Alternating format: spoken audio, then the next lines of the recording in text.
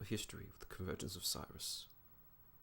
Ours is a young faith, but Cyrus is eternal, her origin at one with the fundamental laws of reality. Magus Adolphus Agamor, First Oracle, from A Concise Overview of the History of the Maiden of Gears, by Enumerator Gaivastus, Prime Archivist of the Temple of the Incomplete Axiom.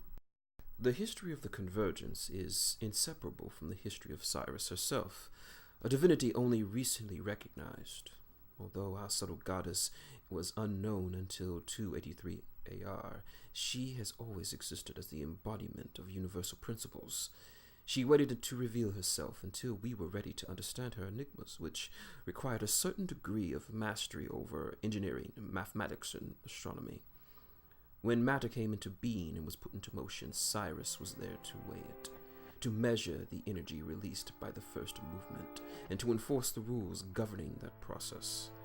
The acts of creation instigated by the primal gods could proceed only according to the deeper cosmological laws that were central to her being. As civilization began to emerge from barbarity, Cyrus played an invisible but vital role, bequeathing small insights to certain brilliant minds in order to lead them into intellectual discovery.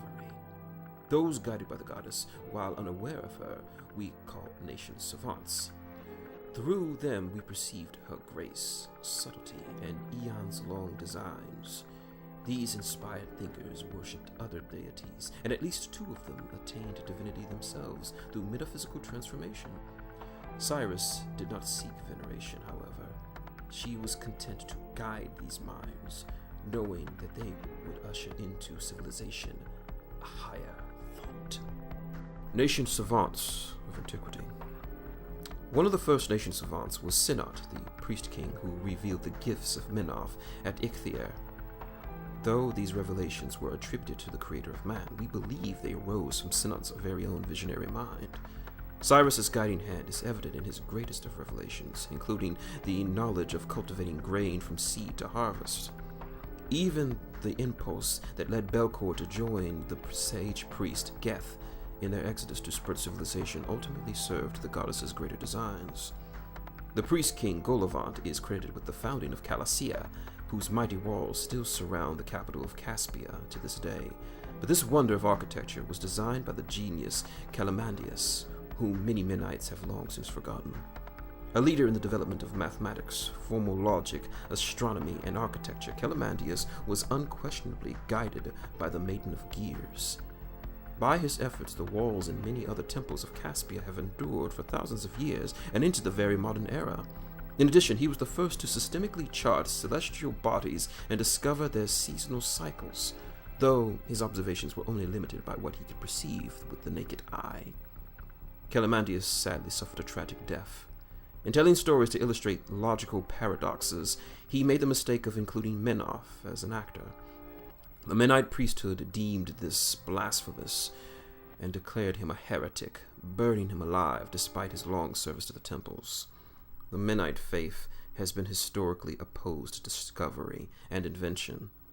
Though their civilization is a force of order and has achieved many engineering marvels, they have imposed tremendous restraints on new ideas.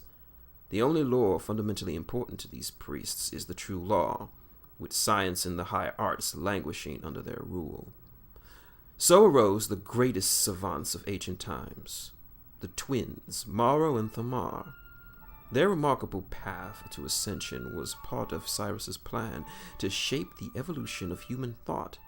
Proof of her influence appears throughout all of the Enchiridion, particularly in diagrams with hidden ciphers employed by both twins.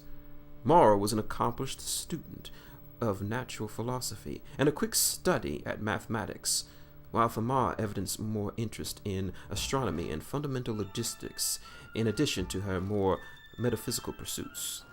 Both rejected the established order and sought answers through experience, thought, and the application of reason. The spread of their teachings did much to break the conceptual monopoly of the Mennonite priesthood and facilitate higher thought. Many subsequent ascendants and scions are recognized as nation savants, particularly Angelia, Corbin, Nivara, and Sambert. Each played a part into bringing humanity into an awakening. In their wake, numerous thinkers guided by the goddess arose to prominence in Caspia and Thuria. The early Thousand Cities era saw considerable expansion of systemic thought into these communities as scholars documented discoveries and participated in open discourse. Among dozens of influential savants who arose was Gashnai of Cyril, known as the Sheave of Gashnai, an algorithm used to isolate prime numbers. Tolania of Caspia, who advanced trigonometry in its own study and invented modern numerical notation, and the Claxdown enumerators, a group of Thurian mathematicians who performed breakthrough work of kinetics and definition and defined laws of velocity and acceleration. The Clockwork Renaissance. The Clockwork Renaissance was an era of mechanistic progress. Countless clockwork devices were created to solve diverse technological challenges during this time, with the applications ranging from agriculture to warfare. The sextant and a refinement in telescopic lenses also emerged, allowing improvements to navigation and tremendously expanding the science of astronomy, respectively. The most of the significant inventors of the Western Empire during this period received subtle inspiration from Cyrus. These included the Umbrian apothecary Voldu Grova, who instituted a system to test and categorize alchemic compounds, Janus Gilder of Mercia, who invented the printing press, and particularly Drago Savoro, who created the steam engine in 743 BR. Although its true significance would not be apparent for another 1,000 years, that design contained the seeds of mechanicalized perfection. Sadly, observatories erected in the decades before the arrival of the Orgoth would be destroyed when a long dark age fell upon Western Empire, a time that saw the quashing of scientific advancement. Sebastian Kerwin and the Arcane Orders. The era of tyranny Western Empire endured during the Orgoth occupation was more than simply a time of terror and oppression. It threatened to stifle the advancement of civilization and thought itself. Breaking centuries of entropy was not easy, requiring invention as well as bloodshed. Here again, Cyrus played a powerful indirect role.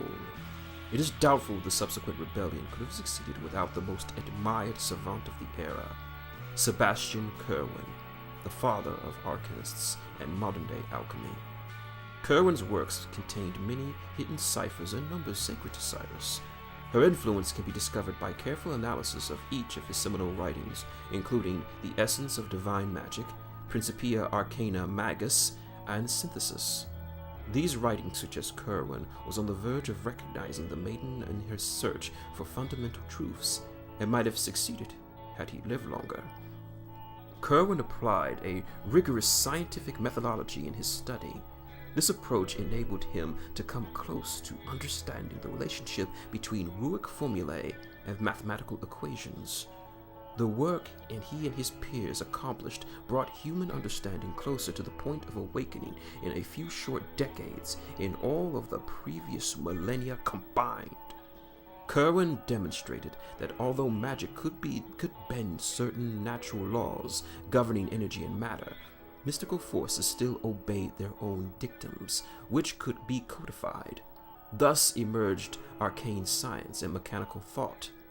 Kerwin perished in struggles with the Orgoth, but his legacy lived on in the Order of the Golden Crucible and the Fraternal Order of Wizardry. The rebellion and its aftermath saw the appearance of the last nation savants before the discovery of Cyrus.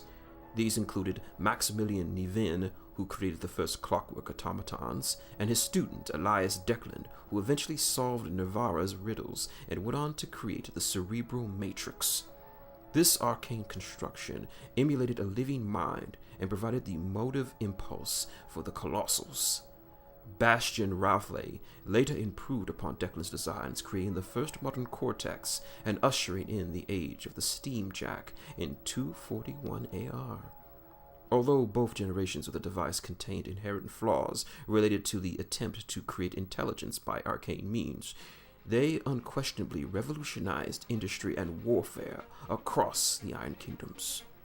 Complacency can become another enemy of progress, as compelling as in its own way as tyranny.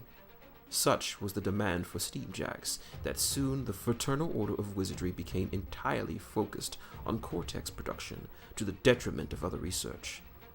Some few cabals within the Fraternal Order continued to advance the physical and arcane sciences, however, and one individual among them would soon make the greatest discovery of the era. Hey YouTube, Shin Tiger Curl here, that dude in the straw hat, saying thank you for watching my video. If you like what you see, hit that like button, hit the subscribe button, and that little bell so you can be informed of my next video. As you know, this is an ad-free channel, so if you want to support the channel, head down below to my Patreon in the description at patreon.com/ShinTigerCurl. Every little bit helps, even $1.